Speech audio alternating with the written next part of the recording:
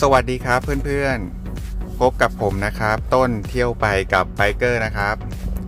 วันนี้ก็ตามคำเรียกร้องนะครับมีเพื่อนๆหลายคนอยากจะให้ผมทำรีวิวเกี่ยวกับรถยอดฮิตในช่วงนี้นะครับ Honda Africa Twin นะครับ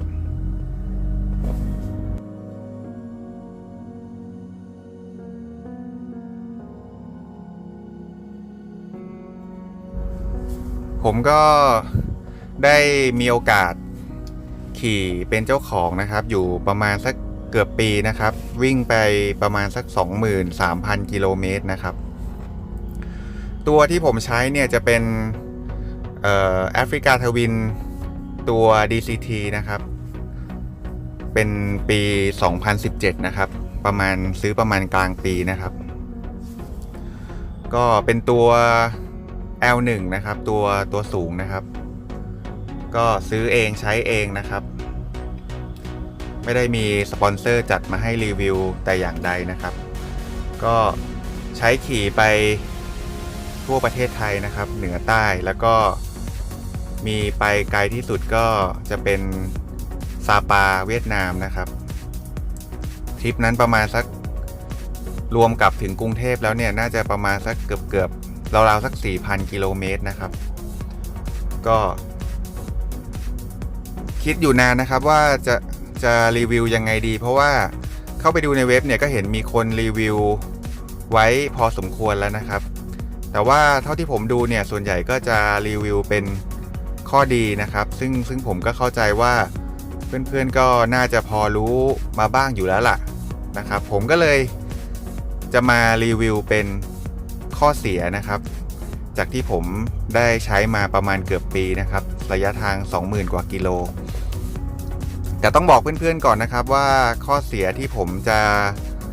บอกให้ฟังต่อไปนี้นะครับเป็นความคิดเห็นส่วนตัวของผมนะครับก็อาจจะไม่ได้เป็นข้อเสียสำหรับทุกๆคนนะครับก็ฝากไว้ให้เพื่อนๆเป็นข้อคิดละกันนะครับเรียกว่าเป็นข้อมูลนะครับถ้าใครหาอยู่นะครับถ้าใครคิดว่าไม่เป็นข้อเสียก็โอเคซื้อได้เลยนะครับหรือว่าใครรับได้กับข้อเสียตรงนี้ก็ซื้อได้เลยนะครับต้องบอกก่อนนะครับว่า Honda Africa Twin เนี่ยเป็นรถที่ดีมากๆนะครับข้อดีเยอะมากๆนะครับซึ่งหลายๆคนรีวิวไปแล้วนะครับก็เพื่อนๆลองหาดูใน YouTube แล้วกันตอนก่อนผมจะซื้อผมก็ดูใน YouTube เนี่ยแหละก็เป็นรถที่ดีมากๆนะครับที่ผมขายไปไม่ใช่เพราะว่าเป็นรถที่ไม่ดีนะผมแค่อยากจะลองรถรุ่นอื่นๆนะครับอยากจะมีฟีลลิ่งใหม่ๆบ้างนะครับแค่นั้นเองเรามาเริ่มกันเลยครับเกิดมานานละก็ข้อเสียนะครับสำหรับผมนะครับมีอยู่3ข้อนะครับเท่าที่ใช้มาประมาณ 23,000 กิโลมีข้อเสียอยู่3ข้อดังนี้นะครับข้อแรกนะครับเนื่องจากเป็นรถที่ล้อหน้าขนาด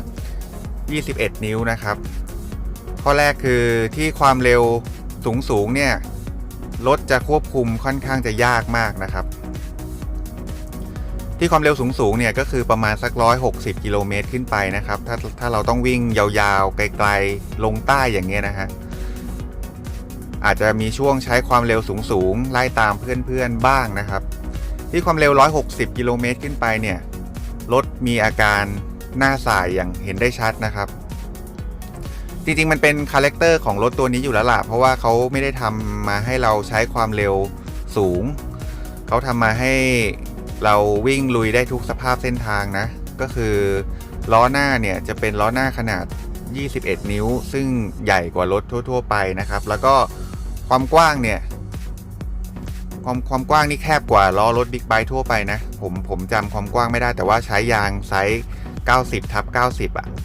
รถบิ๊กไบค์ทั่วไปจะใช้120เนาะ120/70หรือว่า110/70อะไรประมาณนี้เนาะแต่ว่า Africa Twin เนี่ยจะเป็นสไตล์รถวิบากนะครับความกว้างล้อหน้าจะ90/90นะครับแล้วก็ความโตก็21 นิ้วทำให้เวลาใช้ความเร็วสูงเนี่ยน่าจะเบามากๆครับความเร็วสูงไปตามพวก GS เนี่ยลำบากเลยครับเพราะว่าเราจะเหนื่อยเราต้องเกรงแขนเพื่อจะคุมรถ ให้อยู่นะครับอย่าหวังว่าที่ความเร็วสูงจะปล่อยมือหรือว่าจะประคองเบาๆได้นะ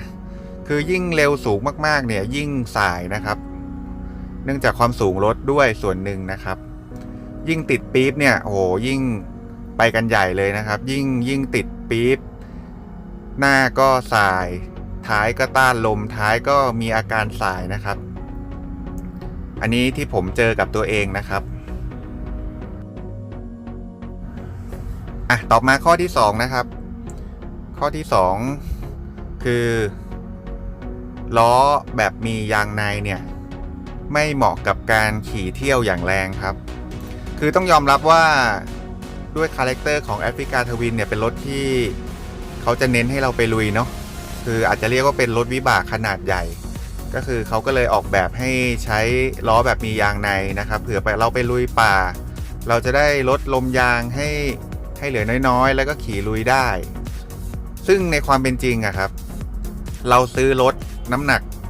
245กิโลกรัมมาเนี่ยคือถ้าทักษะไม่ได้แบบเก่งจริงๆเอาไปลุยป่ายากครับเหนื่อยซื้อ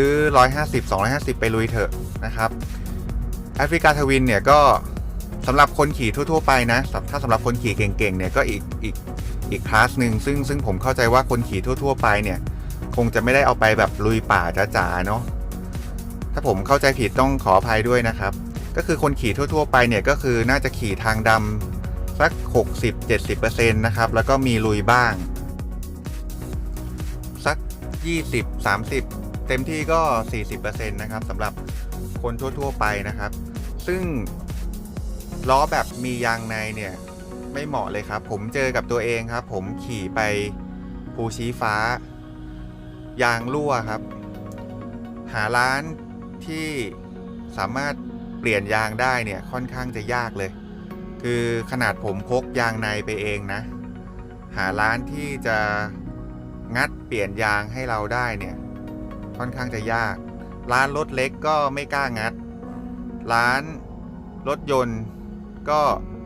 ทำไม่ได้นะครับไม่สามารถแทงหนอนได้นะครับก็เป็นจุดที่ผมคิดว่าเป็นข้อเสียสำหรับผมนะครับเพื่อนๆบางคนอาจจะบอกว่าก็เดี๋ยวนี้ก็มีน้ำยาที่ทำให้ไม่ต้องมียางในแล้วนี่ใช่ถูกต้องเดี๋ยวนี้ก็สามารถใส่น้ำยาได้แล้วนะครับแต่ว่าผมพูดถึงรถเดิมๆแล้วกันเนาะไม่พูดถึงรถที่ตกแต่งดัดแปลงนะครับก็รถเดิมๆก็เป็นรถที่มียางในนะครับก็ถ้าไปยางรั่วหรือว่ายางแตกที่ไหนเนี่ยก็ทำใจนะครับก็จะลำบากกว่ารถมอเตอร์ไซค์ทั่วๆไปนะครับพอสมควรนะครับเพราะว่ารถทั่วๆไปเนี่ยอย่างเพื่อนผม GS ที่ไปด้วยกันที่ซาปาเนี่ยยางรั่วก็แทงหนอนเลยแป๊บเดียว10นาทีนะครับหรือว่า V-Storm 650ที่ไปขี่เที่ยวด้วยกันนะฮะที่ทีรอซูก็ยางรั่วก็แทงหนอนแป๊บเดียวนะครับง่ายๆเลยนะครับไม่ต้องเข้าร้านเลย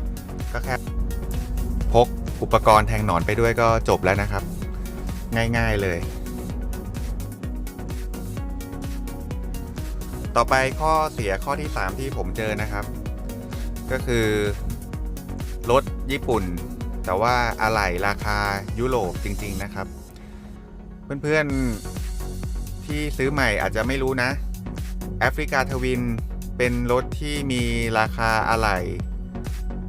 สูงกว่ารถญี่ปุ่นทั่วๆไปนะครับผมรู้เพราะว่าผมหลังจากกลับจากซาปาโชครั่วทั้งสองข้างนะครับผมก็เอาเข้าศูนย์เพราะว่ายังอยู่ในประกันซึ่งศูนย์ก็ดีมากๆครับก็เคลมให้เคลมเปลี่ยนเลยครับไม่เคลมซ่อมก็เปลี่ยนให้เลยแต่ว่าถึงแม้ศูนย์เคลมเนี่ยเขาก็จะมีเอกสารมาให้ว่าจริงๆอะไหล่มันราคาเท่าไหร่ก็ให้ลูกค้าเซ็นรับทราบราคาแค่นั้นแหละแต่ว่าจริงๆศูนย์ก็ไม่ได้คิดตังค์เราหรอกผมเห็นราคาโชคแล้วตกใจครับโชคต้นละ 34,000 บาทนะครับต้นละนะครับ 34,000 บาท2ต้น 70,000 บาทราคาสูงกว่ารถญี่ปุ่นทั่วๆไป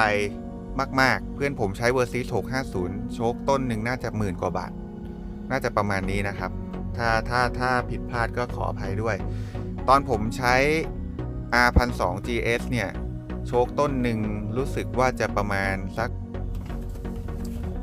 80,000 ถึง100,000 แต่ว่าโชค GS พอเข้าใจได้นะฮะเพราะว่ามันเป็นโชคไฟฟ้านะครับโชคไฟฟ้ามีออปชันที่ค่อนข้างจะเยอะราคาสูงขนาดนั้นซึ่ง BMW ด้วยก็ขึ้นชื่อเรื่องอะไหล่อยู่แล้วซึ่งผมพอเข้าใจแต่ว่าแอฟริกาทวินเนี่ยสิครับเป็นโชคธรรมดานะครับราคาต้นละ 34,000 นะครับก็แรงสำหรับผมแล้วกันนะสำหรับเพื่อนๆก็ลองพิจารณาเอานะครับก็เป็น3ข้อที่ผมคิดว่าสำหรับผมเนี่ยเป็นข้อเสียนะครับก็เป็นข้อมูลให้เพื่อนๆแล้วกันนะครับนอกนั้นเป็นรถที่ดีมากๆนะฮะตั้งแต่ใช้มาเนี่ยขี่สนุกลุยได้ทุกเส้นทางเครื่องอึด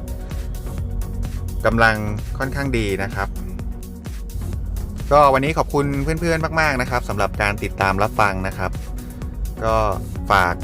เป็นกำลังใจนะครับกดไลค์กดแชร์ให้ด้วยนะครับเดี๋ยวจะนำข้อมูลดีๆมาแบ่งปันให้อีกนะครับสวัสดีครับ